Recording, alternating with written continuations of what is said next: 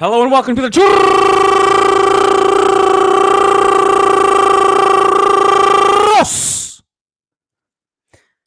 y Tácticas Podcast.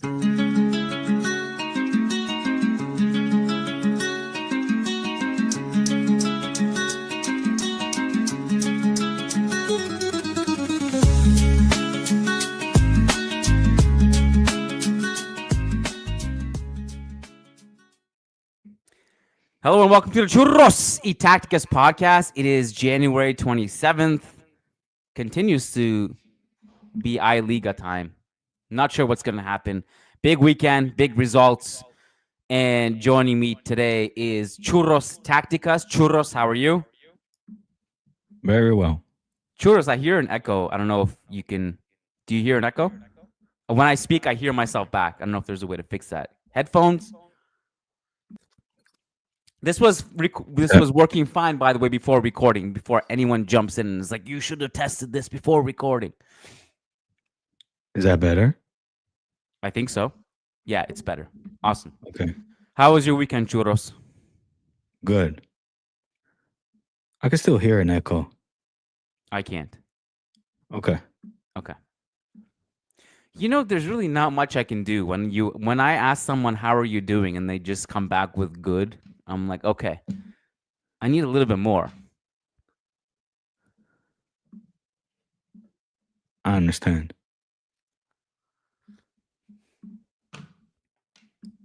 I don't know how to do this. What are you talking about? I don't know how to get rid of the echo. No, the echo's gone. The echo's gone. I can still hear. Anyway. For recording purposes, I think the echo's gone, so it might be just on your end. Okay, well, people watching, let us know. Otherwise, dear friend, let's leave the chit-chat for another day, maybe Thursday.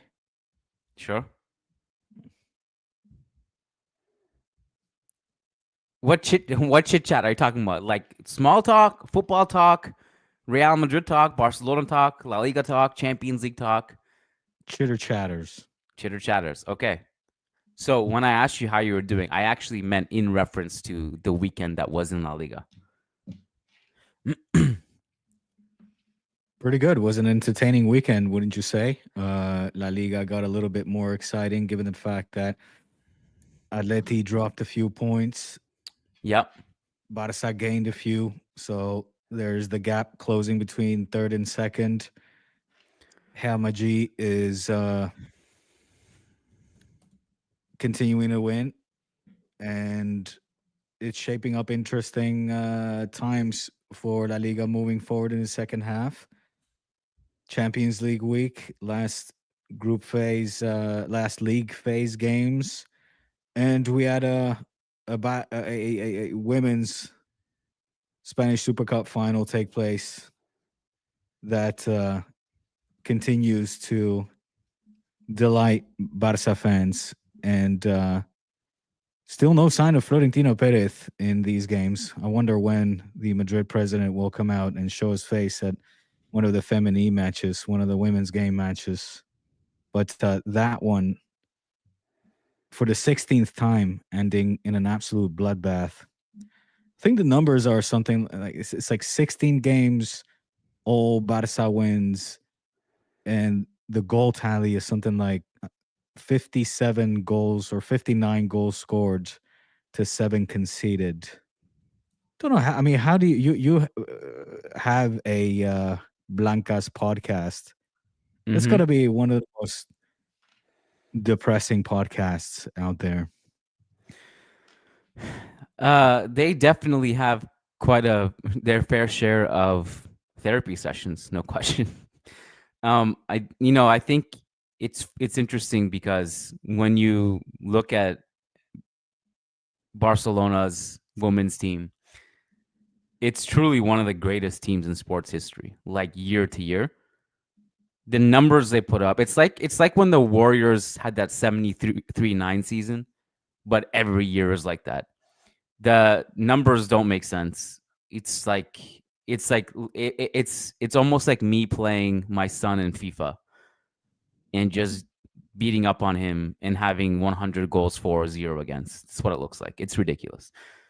And you know what is impressive about that, Kiyan, is also the fact that they, this Barca team hasn't stayed the same Mhm. over the course of these years.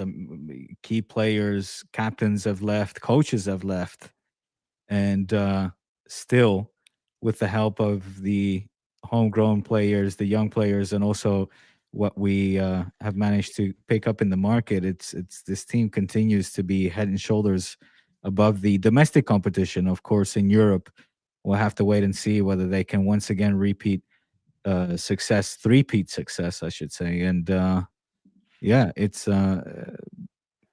was funny, Kiyan, because we had the game on, and at a certain moment, I overheard the commentator say something along the lines of, "Well, here they are again. The women's Clasico, the two teams facing each other. And one conclusion that we can draw is that each and every year, Real Madrid is competing a little bit better, and that was with the scoreline at 3-0. And I peeked over my shoulder. I was like, did they score a goal that I'm not aware of? And of course, I mean, it ended in a 5-0, but I guess you got to say something at some point. Well, I mean, the reality is this is still like and look, I'm not a Las Blancas podcast. I'm not a Las Blancas expert, and I don't run the Las Blancas podcast side of things, obviously, and they know way better than me. But to me, this seems like a very, very still like very early in their history kind of project, right? So, when you're coming up against one of the greatest sports teams of all time, like not just in women's sports, but like full stop to one of the greatest sports teams of all time, 3-0, being at 3-0 at some point might be some kind of thing that you just kind of try to improve every year. It's such a it's a fledgling club. Like in the grand scheme of things, if you zoom out, this is basically like Real Madrid 1907. How many years are they into the project? Has it been 5 years yet? Well, that's what I was going to say. What I have noticed over the course of today is the amount of criticism from the media in terms of like, you bought this team, you've now, I think it is 5 years, 2019, I believe it is, that they were officially branded, Real Madrid's women's division, women's team, women's section, and they're still unable to compete. Well, I mean, it really depends on what you're competing for. I mean, what are they like? My question they're is consistently like top 2 or 3, right? And then they're going up against one of the greatest teams of all time. So, do you really expect them to take the throne from Barca? I mean, I guess we're just big like, task. people are just waiting for not take the throne, but waiting for a side that is actually able to compete, right?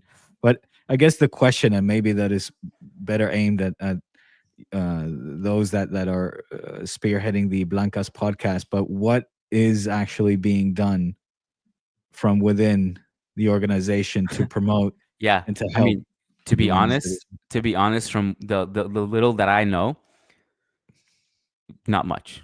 I think there's a lot of criticism of the way that club is run and how much they're prioritized. How much do Real Madrid actually care about it? Did they basically just give in because they had to from a PR standpoint? The coaching has been terrible, and there seems to be an acceptance of it. There seems to also be complaints over the years regarding the coaching and how things are run. And that's all I can really say. Yeah. You want to in the meantime, shift gears now? Okay. So here are my thoughts, and I wanted to kind of bring this up because I thought this was an interesting starting point when we're kind of like looking back on the weekend that was and how it ties into the big picture stuff. Because if you look at Athletic and Atletico both dropped points on the weekend, which was pretty good for Barca. And I mean, from Real Madrid, I mean, they separate themselves from Atletico a little bit more, but Barca gained ground on Atletico. So the 7-point gap between Real and Barca and Atletico are in there with 45 points in the mix, in the middle. It's interesting because when I was watching the Valencia-Barca game, I thought to myself, when Barca are playing like this, you can't be switched off for even a second. Every single time you switch off, you get punished. Like there's no moment that Barca won't capitalize on when they're playing like this. They did this to Real Madrid. They did this to Bayern Munich. They did it against Valencia. And I think what's interesting is like the variance of how Barcelona look, the ceiling that they've hit this season. And Lord knows, maybe they have an even higher ceiling to go to. And then some of like the struggles they've had in that run of games where they did drop points, what was it, 7 and 8 or something like that. And I think they lost 3 in a row at home was something That's ridiculous, right? That's come to an end yesterday. Yeah. Yeah. And when you look at the numbers, there's no one apart from probably Liverpool who is creating and scoring as much as Barca. Like the attack is just devastating. And last night you didn't have Pedri or Gavi, right? Or Lewandowski. Or Lewandowski. And Lewandowski, I mean, anyways. But Pedri not being in the lineup because of the gastroenteritis, I can't say that word. You know what I'm talking about. Before the game. Gastroenteritis. Enteritis. That's actually easier than saying enteritis. Enteritis. And then Gavi doesn't come in. But you look at the depth in midfield that Frankie can just come in and play well. Who was the other one in midfield yesterday that, Fermin had a great game, right? Yeah. So you have a lot of good depth in the front, in the midfield. And then in the attack, I mean, Rafinha and Lamine Yamal are playing at such a high level, and then Ferran can come in a little bit. I mean, if it goes beyond that, I'll be a little bit skeptical on how you can sustain it. But I'm also this adds to the perplexion of things on where this is headed for the rest of the season. As I told you, I think a week or two ago, this is one of the weirdest seasons up to date that I can remember. Just because of the results of Barca, I think in particular have shaped so much of what's going on in the league and in the Champions League, and adds to the confusion of, like, I don't know, like, it's what's interesting. It also, this highly depends on what direction Real Madrid themselves are headed in. Because if you look at the numbers, as much as I just praised Barca and Liverpool, what's interesting is that since Real Madrid lost against Athletic in San Mamés, they actually, statistically speaking, have the best offense in all of Spain, since that time.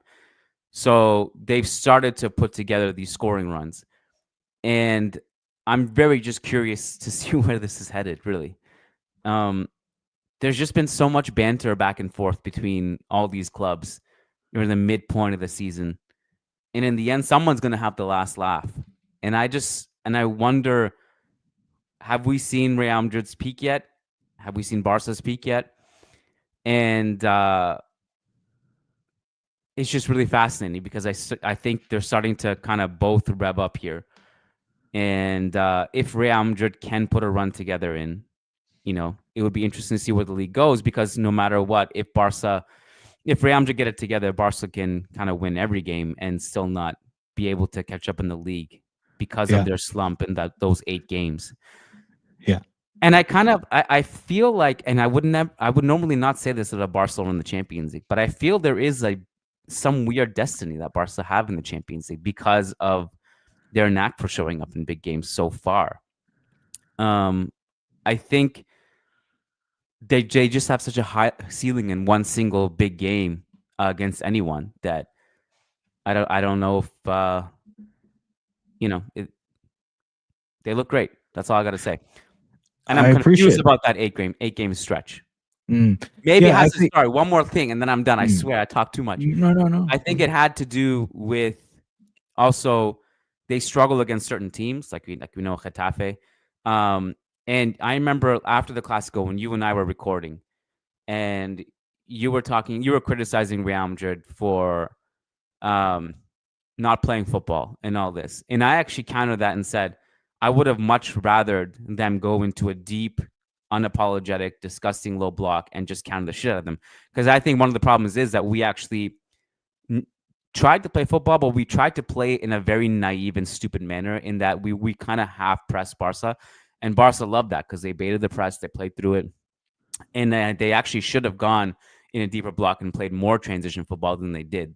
And that was a criticism I had. So I think when teams approach Barca with such naivety like we did or Valencia did yesterday, then they're just asking to be absolutely murdered against one of the best attacks in Europe. When teams are maybe more tactically disciplined, I think that's where Barca will be more challenged, and that's what happened in those 8 games. Yeah, a lot you just said there. How do I take this by pieces? Look, let me first start by saying that I think Valencia came into this game with the idea that if they were to stun Barca early on, like we have seen other teams do, then maybe they would be able to get something out of this game. Let's not forget that Valencia are coming off, are going through a terrible season. That said, they are coming off of the back of beating Real Sociedad. They have a new manager, right? Carlos Coveran, who's, if I'm not mistaken, from a Bielsa school of thought, meaning that, we're not going to exceed this Valencia side under Coveran necessarily sit back, but be a little bit more brave, be a little bit more adventurous, and try to play, as they say in Spanish, the tú a tú to this Barca side, and got punished for it instantly. Now, I think that before I continue with Barca, I need to get some things off my chest about Valencia, because I've never been a colchonero, un Che, right? A Valencia fan, but I've always been a fan of Spanish teams, Real Madrid aside, doing well in Europe, and the big Spanish teams being dominant, right? I fear at this point that we're seeing another, and I'm getting way too ahead of myself, but what is stopping this team right now from becoming a Deport 2.0? It's a train wreck. I think it might be heading down that route, unfortunately. It really could. And if you are a Valencia fan, I can't even fathom how worried you must be for your team's future, seeing, what is that offer, like, right, how this team is playing right now. They could very well be in the second division next season, and with all of the turmoil off the pitch as well,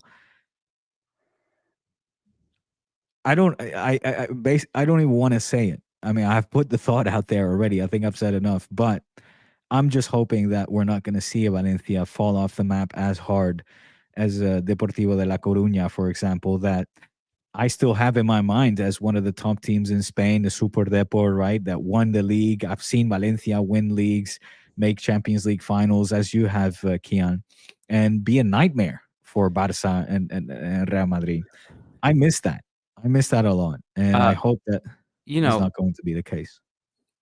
Valencia is a club that I no longer have any positive feelings for.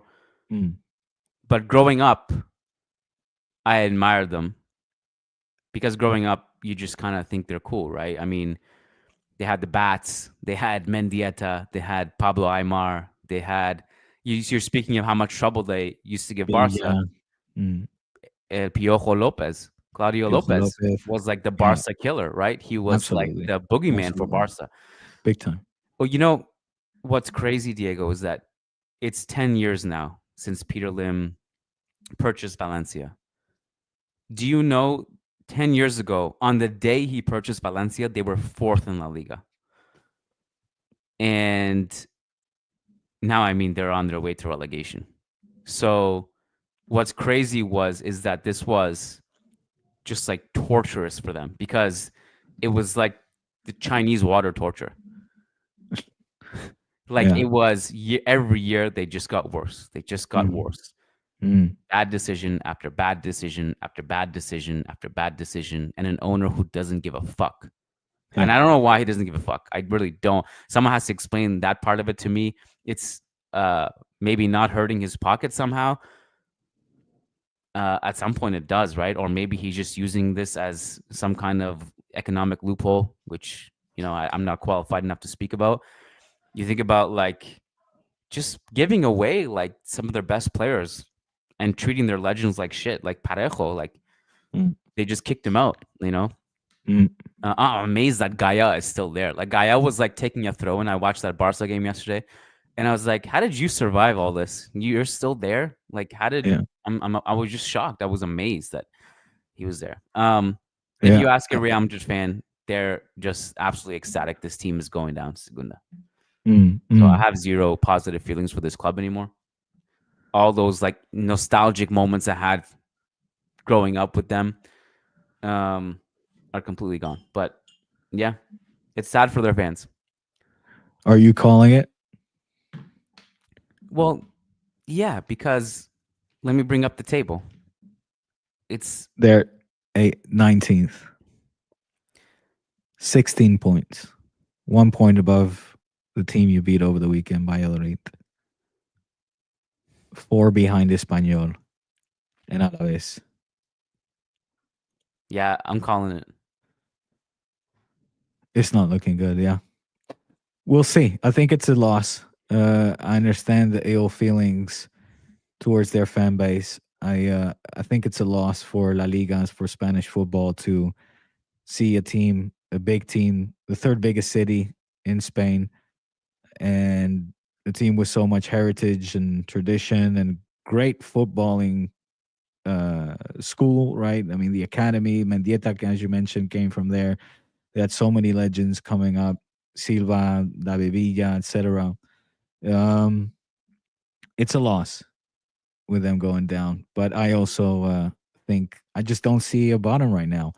The way that this team just after the first goal, crumbled.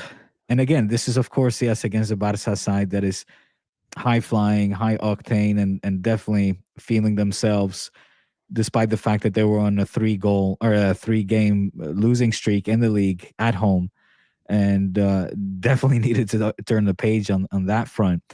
The fact is that we're Barca are coming off of the back of winning the Super Cup, performing great in the Champions League, and having some good performances so far at the start of 2025. That these players were just scoring at will. Nothing, not to take away from the quality of the goals. And you mentioned the players that were not there. It initially somewhat surprising, and Pedri wasn't able to play. But when I saw that Hansi left Lewandowski on the bench, it was kind of like, is that in a game that is a must-win at home? You're trying to stop this losing streak from happening, from continuing. Rather, are you going to take off the Pichichi, the Golden Boot, the top goal scorer in Europe? And that was quite a bold move, and it worked out perfectly, of course. So much so that, I mean, he was able to give minutes to Lewandowski, and he was able to score a brilliant goal, the 100th goal in 32 games, 101 goals in 32 games across all competitions. It's the highest scoring team in Europe right now, and up there with Barca's high scoring teams of all time. But I was very impressed, man. With Fermin, as I said so many times, if you don't love Fermin, you don't love this team. Fermin, although the fact, and he'll be the first one to say he's not had his best season so far, I love the fact that he had such a brilliant game, 2 goals, 2 assists, the first player to do that since Messi, and just shut all of these overcritical Barca fans up, man. I can't stand just how overly critical. I know you have the same with There are your overly critical Barca fans of who? Sorry, Fermin Lopez. really? Oh my god. Saying like he's next to go for sure. He doesn't have the quality, the level they play on this team. Look. To be The fair, summer was a fluke. Yada yada yada. I think he does have some moments where you question like his decision making, and maybe he's not the most consistent player. And but he also has some, like, he was really great yesterday. Listen, I'll tell you what, he's better behind the center forward than he is on the left wing. I'm not a fan of when Hansi puts him on the left. I much Yeah, I prefer him think in the that. positioning he had yesterday was suited him. Yeah. Yeah. That's where he's most lethal. He's dangerous. He's able to pass. He's able to score himself. Ferran Torres, I thought, had a good game. Again, there you see people criticizing him, saying he misses too many chances. But I'd rather him create those chances, have those chances, and convert one or two, than him not, seeing those chances. The fact that he is creating those, I think, is good in and of itself. Look, let me just go over, I guess, a little bit each position a little, because there's something to say about each player, starting with Szczęsny. That one, as a confessed Inaki Peña fan, I'm not putting one over the other, but another eyebrow raiser was the Polish goalkeeper starting over Inaki Peña, because that for me is kind of the definitive sign that Hansi Flick rather is going to choose for the veteran keeper over the quote unquote substitute keeper Inaki Peña, who's done great, but there must be something that he sees in training. And now that Szczęsny is done with his, call it, preseason, and he's fully match fit and he's ready to go, even though he is bound to give Barca fans a heart attack once or twice a game, and he did it against yesterday again against Valencia. He must be better. Like, I have to trust Hansi Flick's opinion and selection of Szczęsny over a very, very solid Inaki Peña, who I think has performed great. But I wonder what is going through Inaki Peña's head right now. It must be a difficult psychological blow to deal with, to know that, okay, I am once again going to be dropping to the background, and I'll have to do the best with the few opportunities that I'm given, because Szczęsny, he's going to be playing everything from here on in. Like, that's it for me. I don't see a Hansi Flick going back to putting Inaki Peña over Szczęsny in La Liga or the Champions League. I just don't see that happening. Well, as I guess unless he just hits really rock bottom with these mistakes. And not that he had mistakes, I don't think, against Valencia. I mean, mind you, I only watched the first half, but if he has enough, like, Clasico red cards, or there was another mistake he had recently too. Was it Benfica? Yeah, it was Benfica. Yeah. The massive collision with Valde, and then provoking the penalty, and doing the same yesterday. When asked about it, Hansi Flick in the press conference said, well, we haven't lost one game with Szczęsny, and that is certainly a plus. It might be. You could put me in that Barca 11, and I could try to make Barca lose, but I think they would still win. So I don't know if that stat is the most. It's not the stat you want to go by necessarily. Well, I mean, look, there have been games where under Inaki Peña where Barca have suffered, right? And the build-up starts from the back. Anyways, moving along, Balde had a great game. Oh, I love this Balde. I love this Balde that is brave, that is present, that is accurate in his passing.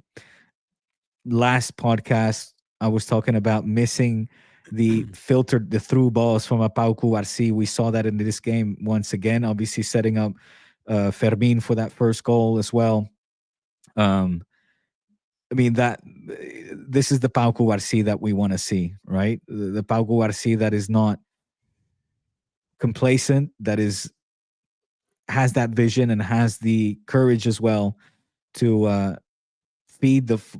bring up the ball and feed the ball to the forwards in the way that he did again against Valencia, and that we have seen on prior occasions, that I said in the games where Barca are struggling a little bit, where we are not able to find that deadly pass into the 18-yard box or into the final third, even for that matter. Like, that's what I was missing. And he showed that this game. Eddie Garcia, I thought, was very, very good.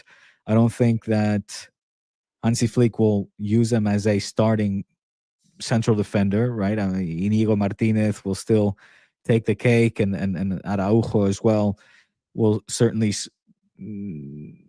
I think, be chosen on more occasions over Eddie Garcia. But I got to give the Catalan defender his praise here because he was very good yesterday. Jules Koundé, more of the same, very solid from the Frenchman. Casado had a solid game. Frenkie de Jong, definitely a highlight in this game. Another player that's been hugely criticized, too much so, even though the fact that his quality hasn't been what we want from the Dutchman. I think, we were all, or at least he himself, first and foremost, would have been wanting to play a game like this where we just seeing him as his best, commanding the midfield, not afraid to be on the ball, pushing forward, driving forward. Obviously, he picked up a goal as well yesterday, and that always helps a player's confidence. But very, very good minutes from De Jong, and a great pairing, I think, between him and Casado, and a positive sign as well in the absence of Pedri is seeing De Jong playing very well alongside of the young Masia midfielder and Marc Casado. That initially was a little bit of a scary point for me. Was wondering what kind of production we were going to see from Frenkie alongside of Casado. It's not something that we have seen very much this season. Lamine Yamal, funny enough, I don't know if my algorithm is just constantly trying to throw me as much negativity as possible, but I saw tweets being put out that this was the worst game of Lamine Yamal so far this season, in a 7-1 victory at home, where he continues to dazzle and amaze Had not just some fans. really nice individual moments. Yeah, absolutely. I mean, I wouldn't call this the worst game of Lamine Yamal so far this season.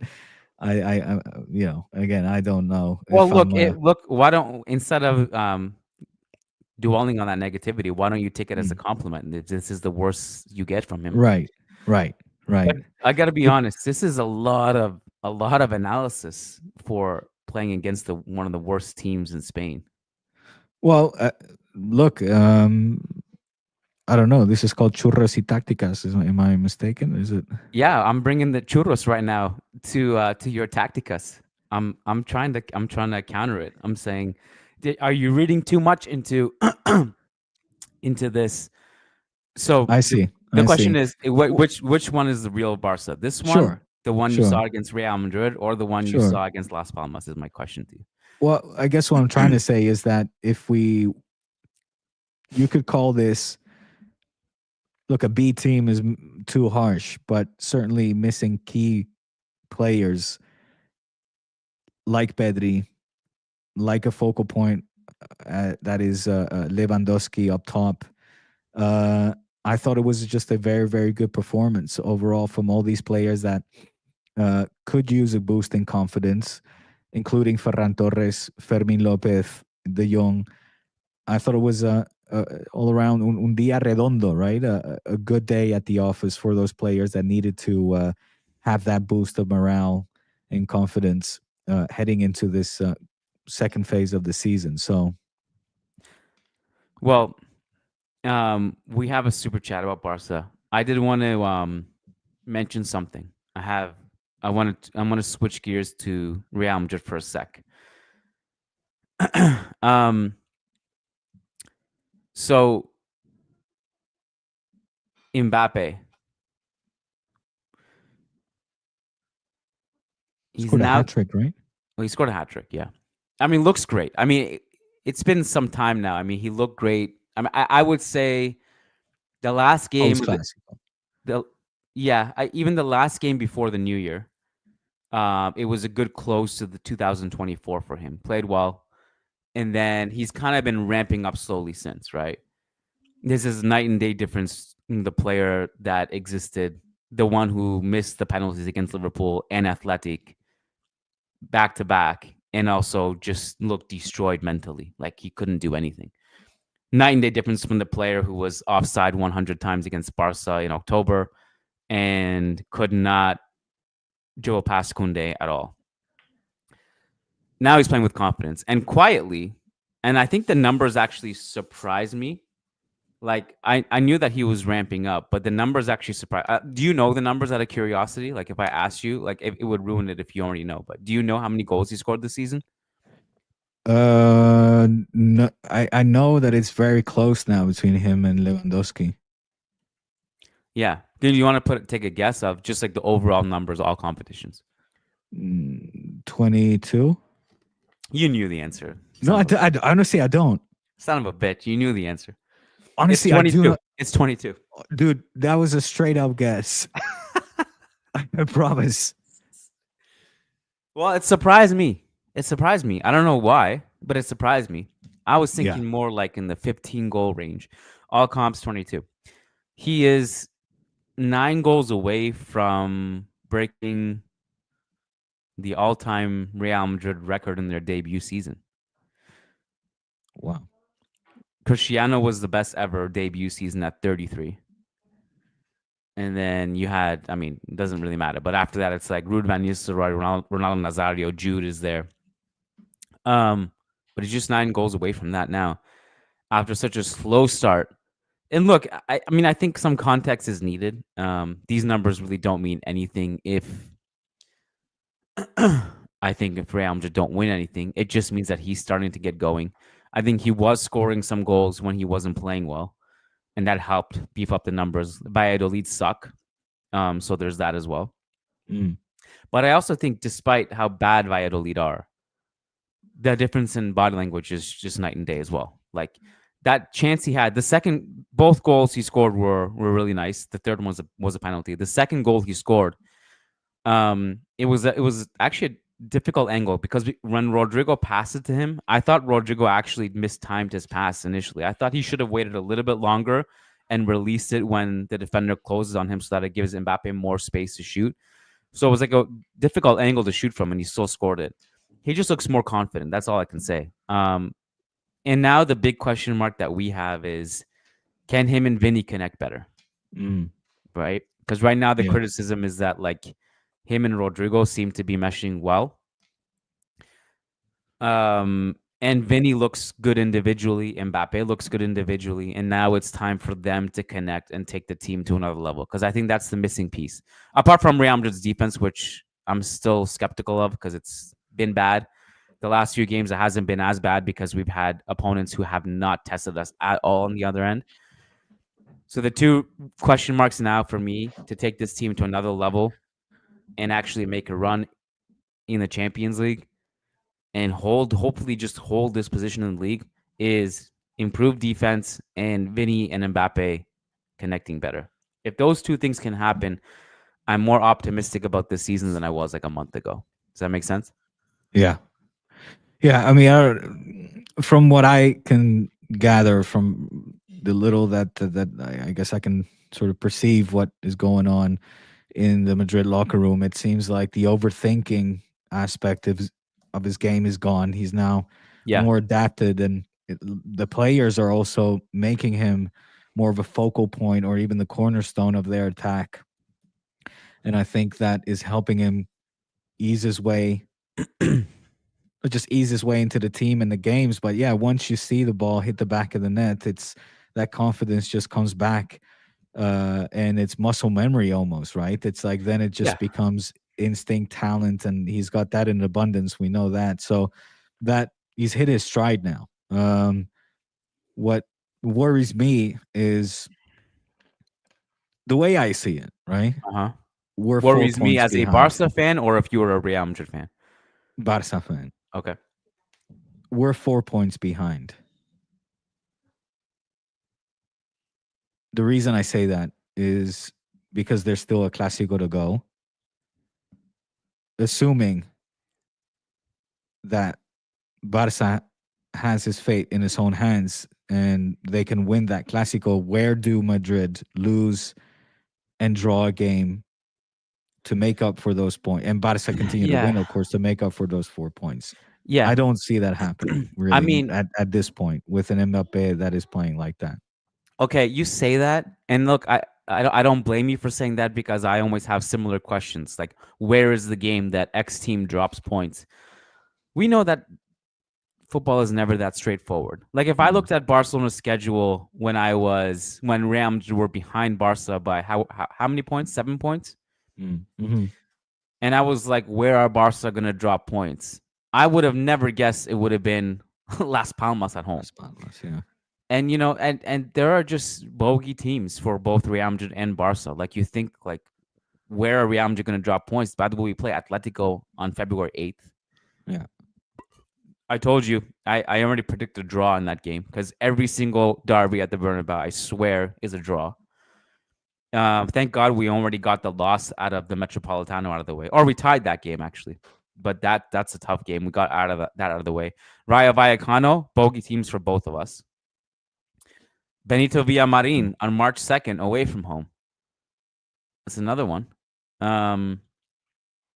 Look, there are plenty of games on the schedule where either of us could drop points, really. It's not just us. Mm-hmm. I think it's no longer as straightforward to say it's going to come down to Clásicos, because I think that's no longer the only difficult game on the schedule. Yeah. Not that that was the case anytime, but there were certainly years like during like the peak Cristiano versus Messi years. It definitely came down to Clásicos, I feel more. I'd have to fact check myself to see the math, but certainly like in those days, it was almost a guarantee Real Madrid and Barcelona were going to win every game in the league until they faced each other, and then it would come down to something like that. Yeah. But I feel like those days are kind of long gone. I don't know. I mean, we can literally drop points anywhere. I guess what I will say, and there's the difference, and not in all games, because Barca certainly have this in them as well, but it's something that was noticeable in the game, the Barca Valencia, and the what I saw between Valladolid and Real Madrid was that it felt like with the 2-0, it was kind of like we can take the foot off the accelerator, kind of slow it down a gear. Yeah.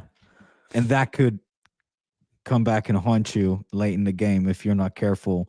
Whereas like Barca against Valencia, I just felt that even with it was 5-0 after the first half. And that second half, it could have been, the scoreline could have been more lopsided, if anything. It ended, 7-1, of course. But that hunger was something that I found very positive, that the players were not like, okay, let's just be a little bit, take it easy now, be complacent, and just kick the ball around, because that can breathe life into your opponent in the blink of an eye if you're not careful, and especially if you're kind of iffy and shaky in the back at times. Yeah, I mean, even if Valencia were really hungry and Barca were complacent, I don't think the referee was going to let Barca drop points yesterday either. Do you? Dude, I do my best. But listen, no, I mean, come on, to make this podcast. All right, last do podcast you really want you to do said that? You no, want to go this direction? You want me to point out every fucking time that Real Madrid is benefited by the referee? Is that what this is going to come down to? No, but I think rather than doing that, because the referee was not going to let Barca drop points. Are you absolutely joking? Soto Grande, go and check our track record with Soto Grande. Okay, so you asked if we want to do this. I mean, I don't think there's an interest from either of us in doing that, because you could spend all day coming up with lists. Right. So why do you? Well, because I think maybe a better way of doing it is just going game to game. Hold on. There's just a super chat. I think about this. Daniel coming in with South Korean currency. Super chat. This is what I'm talking about. 2,000 South Korean currencies. I hope that's like $3 million. I'm really hoping. I'm not sure. Daniel says, my Barca friend says many calls go our way. Real Daniel, Madrid.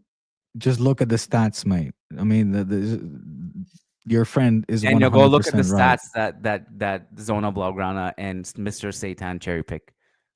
But don't go look at the other stats. How many penalties have been called against you guys? Against? Yeah. I mean, I don't know, but I know that 0. And how many have been in favor?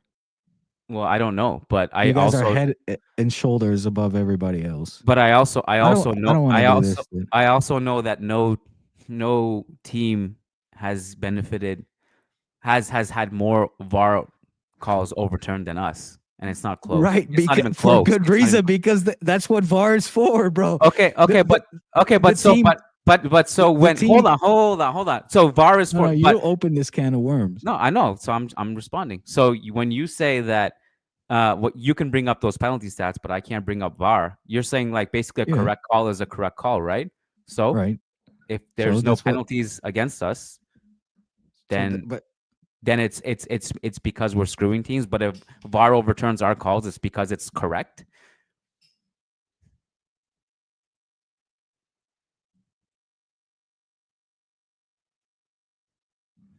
I don't know what you're doing. Oh, there it is. There it is. Did you? And look at the team that has had VAR correct refereeing decisions.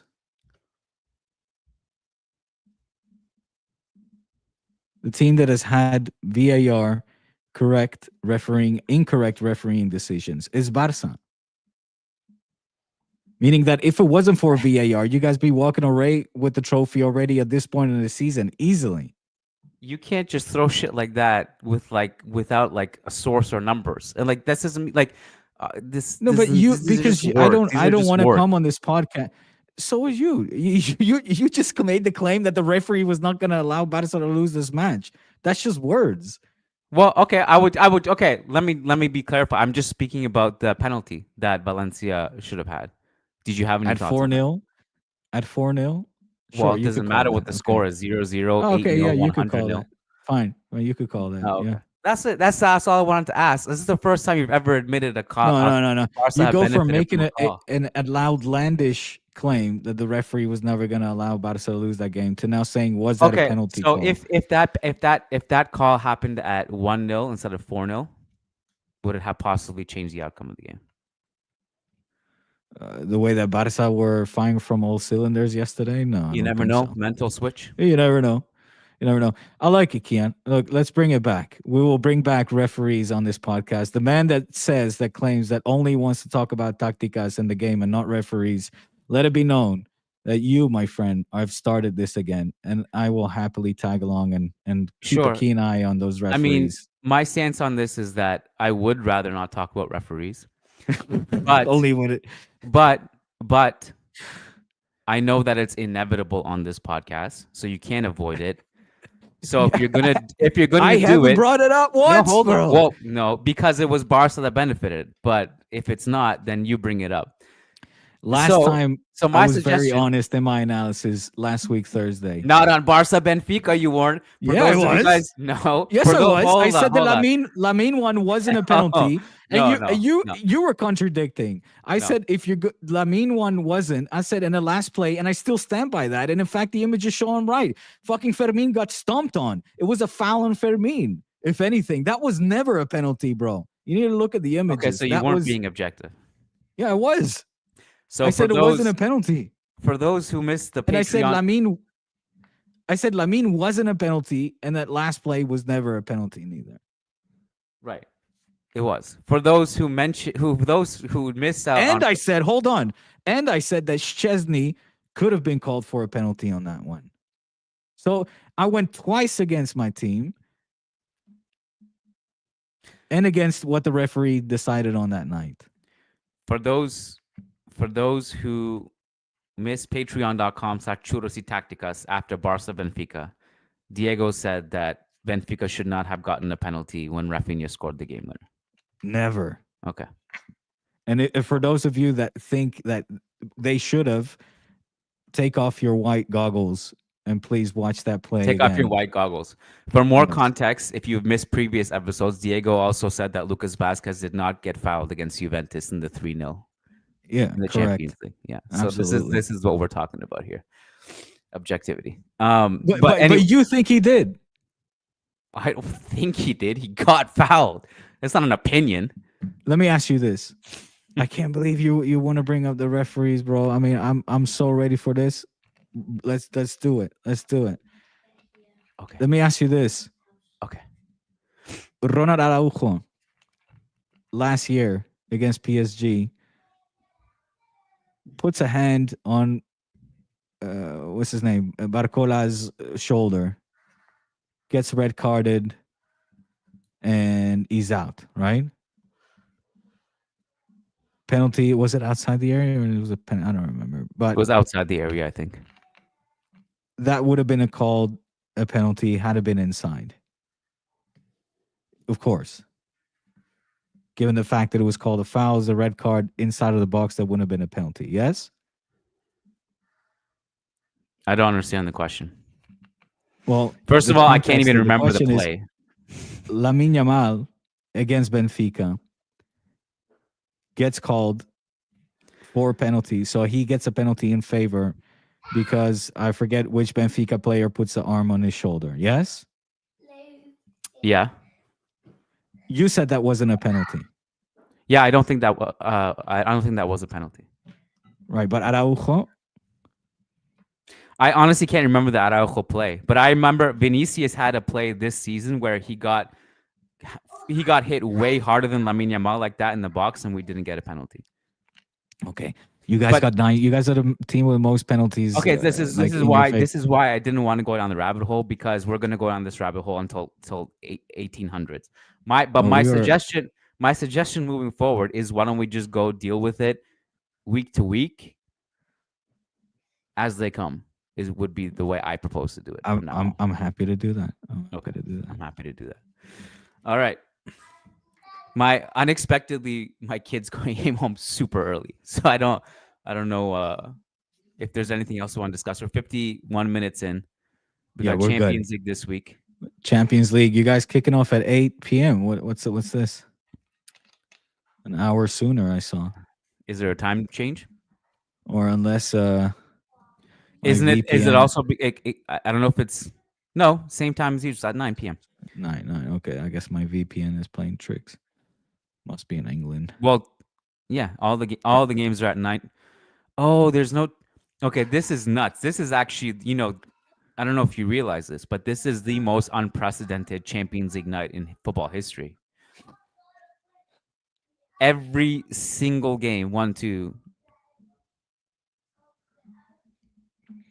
18 games are at the exact same time on Wednesday night. Did you know this? No, I just realized this now. Yeah, it's nuts. So unfortunately, that sucks, because I really wanted to see for work purposes, I can't watch any other game. I have to watch Real Madrid game. But I wanted to keep an eye on Man City. Yeah. And whatever else I don't know that I have to keep an eye on. But for sure, I wanted to keep an eye on Man City. Oh, well. For sure. Listen. All right, my friend. Mr. Churros, it was a pleasure.